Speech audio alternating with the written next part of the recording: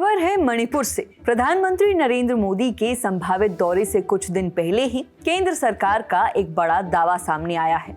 सरकार ने कहा है कि कुकी जोमी समाज की सिविल सोसाइटी ने मणिपुर में फ्री मूवमेंट पर सहमति जताई है। खबरों की माने तो कुकी जो ग्रुप्स ने नेशनल हाईवे 2 को भी खोलने का वादा किया है। ये हाईवे असम के डिब्रूगढ़ से मिजोरम के तुइपांग तक जाता है। बीच में ये मणिपुर से गुजरता है। हालांकि कुकी जो ग्रुप्स ने इस खबर का खंडन किया है। कुकी जो काउंसिल ने बयान जारी किया है, कहा है कि जिस नेशनल हाईवे 2 को रीओपन करने के दावे किए जा रहे हैं वो तो कभी बंद था ही नहीं। लोगों के आवागमन और सामानों के ट्रांसपोर्ट के लिए इस रोड का इस्तेमाल होता आया था। हालांकि वस्तु स्थिति बिल्कुल ऐसी भी नहीं है। ग्राउंड पर अगर आप हालत देखेंगे तो समझ आएगा कि लोगों और सामानों की आवाजाही इस रूट से होती तो है, लेकिन मैतेई और कुकी जो एक दूसरे के इलाके में आवाजाही नहीं करते हैं क्योंकि उनकी जान को खतरा बना रहता है। आपको पता ही है कि मई 2023 में मैतेई और कुकी समुदायों के बीच हिंसा शुरू हुई और अब तक कम से कम 260 लोगों की जान चली गई और 60,000 से ज्यादा लोग बेघर हो गए। फरवरी 2025 में राज्य के तत्कालीन मुख्यमंत्री एन बीरेन सिंह ने इस्तीफा दे दिया। कुछ ही दिनों बाद राज्य में राष्ट्रपति शासन लगा दिया गया।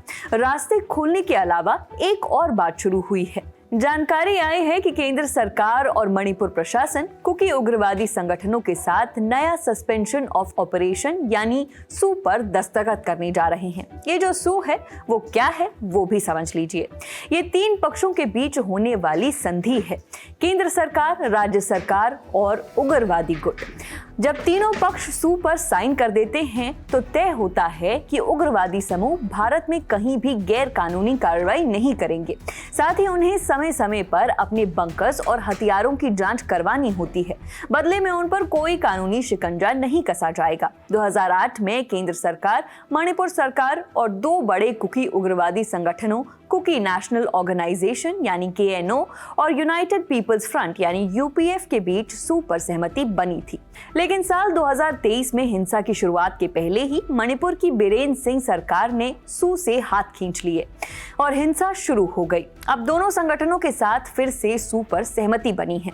4 सितंबर को हुई मीटिंग में कुकी संगठनों ने यह भी माना कि वे अपने साथ कैंप्स को विवादित इलाकों से हटाकर सुरक्षित जगह ले जाएंगे, कैंप्स की संख्या कम करेंगे और हथियार सुरक्षा बलों को सौंप देंगे। इतना ही नहीं, उनके कैडर्स का कड़ा फिजिकल वेरिफिकेशन भी होगा ताकि यह साफ किया जा सके कि उनमें कोई विदेशी नागरिक तो शामिल नहीं है।